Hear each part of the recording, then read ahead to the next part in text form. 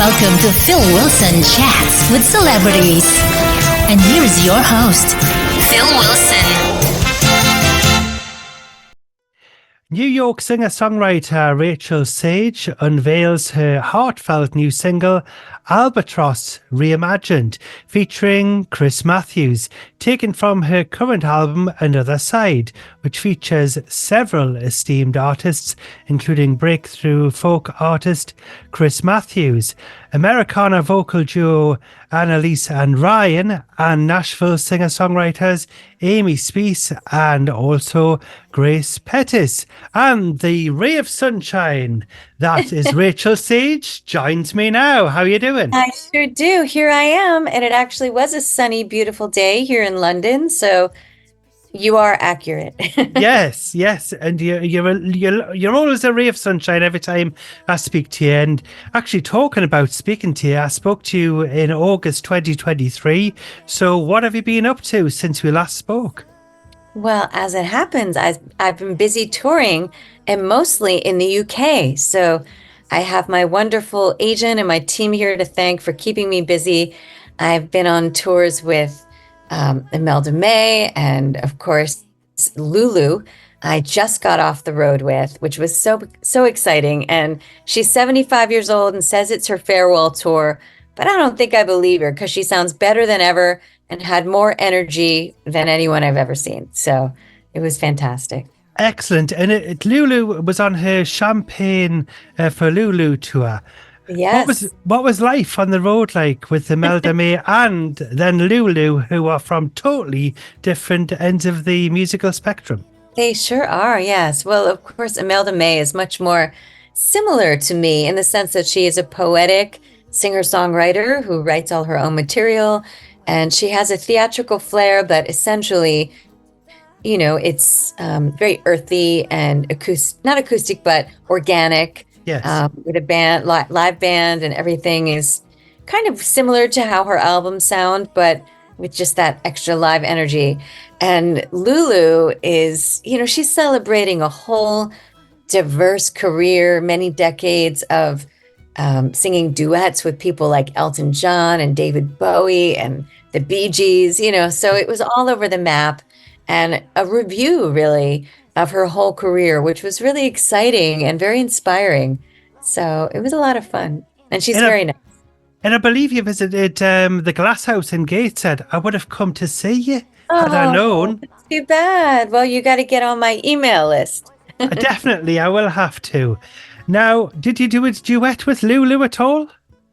I didn't, but she had a whole bunch of special guests who would come out and surprise the audience, and it was just fantastic. She had boy band members and, you know, opera singers, and it was all very eclectic, and we really had a great time with her. And she's nice as can be, very open, very encouraging, and just puts on quite an energetic show. So I learned a lot by watching her.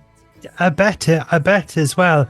Now, you've appeared at many festivals across the US and UK. Where have you enjoyed visiting the most? Well, actually, I just came mere hours ago from Brighton, where we performed at the Great Escape for the very first time. So my band, The Sequins, Rachael Sage and The Sequins, we performed 3 times at the festival, and we're already excited to go back next year. So, you know, you can't keep us away from the UK. And do you enjoy the festival atmosphere, or would you rather be in a theatre? Gosh, why do I have to choose? I love them both in different ways. You know, of course, it's festival season, and we've really had a great time in recent years performing at places like Black Deer and Cornbury. But this year, it is more of a theater type of touring run for me. I'm also going to be back in the UK supporting Hue and Cry. So those will be some beautiful theaters all over England. That's right, and we're going to be picking up on that a little bit later on. Now, your new single, Albatross Reimagined, features vocals from Chris Matthews. How did that collaboration come about? I know Chris from the folk community in the US, and We both go to a festival called, well, it's a conference really, called Folk Alliance. Right. And every year it's in a different city, but it's basically a convergence of all kinds of acoustic musicians and singers and dancers. And it's very folk driven, but folk is a large umbrella now. So there are Americana artists, folk pop, even some country. And she's sort of in the vein of Tracy Chapman, very socially conscious, beautiful, hook driven, but also telling a story. And I just had to collaborate with her. I think she's amazing and is one to watch, as they say. And her beautiful, very deep, rich voice adds a lot to this track. It certainly does. I just had to listen to it just before coming on the show and talking to you, Rachel, and it does sound absolutely beautiful. The vocals all match together beautifully. Thank you. Phew. Otherwise, I'd have to redo it. Yes, it sounds absolutely fantastic. Now, are there any future plans in the pipeline to collaborate with any other artists on another record? Always. I think you're psychic because I recently started my next album, but that won't be out for, who knows, 6 months, 9 months, maybe even a year. So I'm going to take my time with it. I don't like to reveal those things too early, but one of the few silver linings of the pandemic is this reality that we can all record remotely and be completely far flung and on different opposite sides of the world and still collaborate. So I'm not really shy anymore about reaching out to people when I think it actually is a good artistic fit. So we'll see. Yeah, it sounds, I mean, it is amazing how people are able to record vocals in one country and then they can just send it over and then they can match it up. And then the engineers and the producers can just do the little bit of magic. And then it just sounds like you're in the same studio together. It's not my favorite way to do it because, of course, I love to be in the room with the person. Yes. But, it is magic. And in some ways, it has liberated a lot of us, I think, to maybe go out on a limb and ask someone who we might have been leery to ask before, thinking, oh, they're too busy. They'll never be able to carve the full amount of time it requires to travel to a studio, be at the studio, get back home. And now it can be just, on their own time and the luxury of the pace that they want to do it at. So that's actually how Howard Jones ended up on this record and the previous one, The Other Side. We toured together. We became friends. He's such a lovely, down-to-earth person and very generously offered to sing on my record. So, he just, above and beyond, he sang many harmony tracks and combined them into a beautiful arrangement on my song, I Made a Case. So I really hope folks enjoy that. It is a beautiful song as well, and we have had that as my gem of the week on the show as well, that rendition. Now, to do with your reimagined kind of album, what inspired you to release it like an acoustic version of your original The Other Side album? Well, I've done acoustic mixes before where essentially I would mute all the electric elements and just make it a little bit folkier because I have fans who just enjoy listening to my music that way, where it's more about the instrument I'm playing and maybe a few other organic elements. But for this, I thought, well, I've done that already. So I'm going to start from scratch and just completely reimagine these arrangements, maybe enlist some instrumentalists and guest singers who didn't appear on the other record, but who really serve this concept in a different way. For instance, a mandolin player that I live near in the Hudson Valley named Annalise McCoy. She's fantastic. Some of the singers you mentioned from Nashville who happen to be my longtime friends. Yes. Their voices, they lend themselves more to that live harmony singing. And when I make the big pop records, I do most of that myself. I stack vocals on top of vocals, and it does create a very kind of radio friendly, catchy sound. And yes. I think for this, I just wanted it to feel more organic and real and intimate, like I'm in your living room and we're having a concert. It definitely sounds like that as well. I absolutely love it. Now, talking about when you visit the northeast of England, you actually bumped into somebody who I actually work with in another job, who because I work for the NHS as well, and a lady who went to one of your concerts at the Clooney. She said, "Hello, can you say hello to?"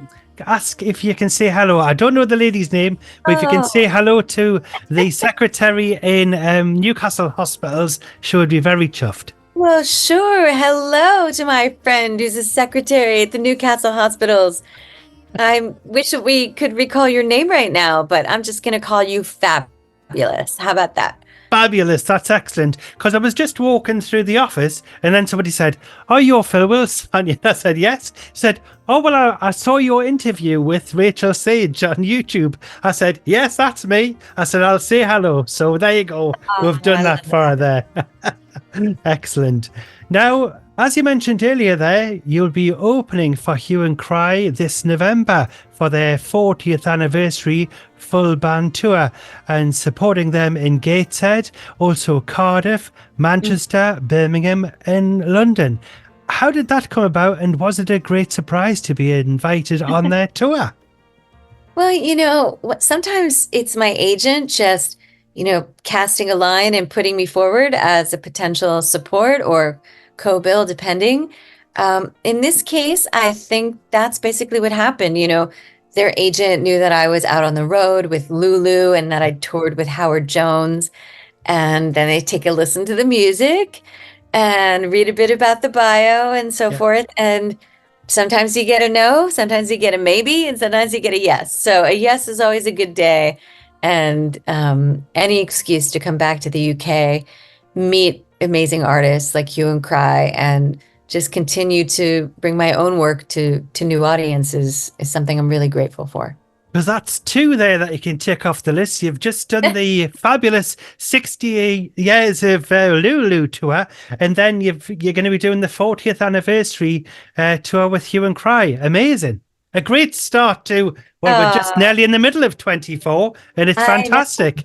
Thank you. And there may be some other things percolating for July and September, but if folks keep an eye on my website, rachelsage.com, or even better, if they sign up there for my email list, I'll be sure to keep everybody updated. Indeed, and I'll certainly be signing up to that as well, Rachel, Great. because I don't want to miss you next time. Aw. Now, do you have any future music or shows or tours you can tell us about?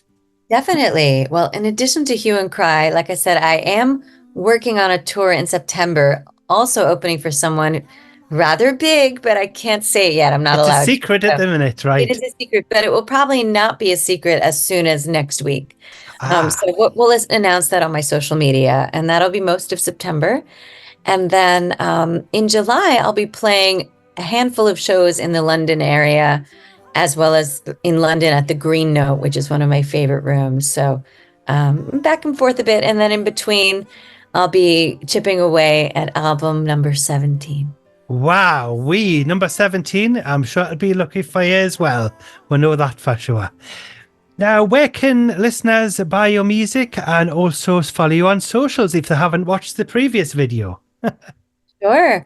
I am readily accessible at rachelsage.com, my website, and I'm very present on Instagram. I share a lot of my visual artwork and painting there as well, so I love engaging with people there. And then also I'm on Facebook and Twitter and TikTok, so lots of places to connect. Excellent. And the artwork on your album there, the other side, is Yeah. did you no, but the other one, did you actually draw the Oh, other one? I did, yeah. All of the paintings. There's a painting for each song, and then on the back of them, they're oil paintings mainly. I've included the lyrics and credits and everything. So I just try to keep it, interesting and dynamic and motivational, so folks have a reason to want to pick up the physical, which is more of a sensory experience. Of course it is. So if you get a copy of the reimagined one and the original one, which has got it's a lovely like canvas kind of feel of cover, as if it's been hand painted especially for you by Rachel. So get yourself a copy of that right now. Thank you. You're a great hype man. I love it. Thank you. Yes, rachelsage.com is where you can get it. Excellent. Now, unfortunately, Rachel, we've run out of time. Aw, I can't believe it. it was so great to reconnect with you. Yes. And I'm sure we'll see each other hopefully at a show before too long. Hopefully. And are you able to stick around in a moment? Because first of all, we're going to ask if you can finally introduce your latest single, Albatross Reimagined, featuring Chris Matthews. Absolutely. I'm Rachael Sage, and you're listening to my brand new single, Albatross, from my album, Another Side. Rachel, it's been such a pleasure having you on the show. And would you like to come on for a third time? Of course I would. Yay! Like, you even have to ask, you know. Excellent. Well, that's great, Rachel. All the best to your future projects, and I'll hopefully maybe catch up with you towards the end of 2024. That would be great. All right. Enjoy the rest of your night. Cheers. You too. Take care now.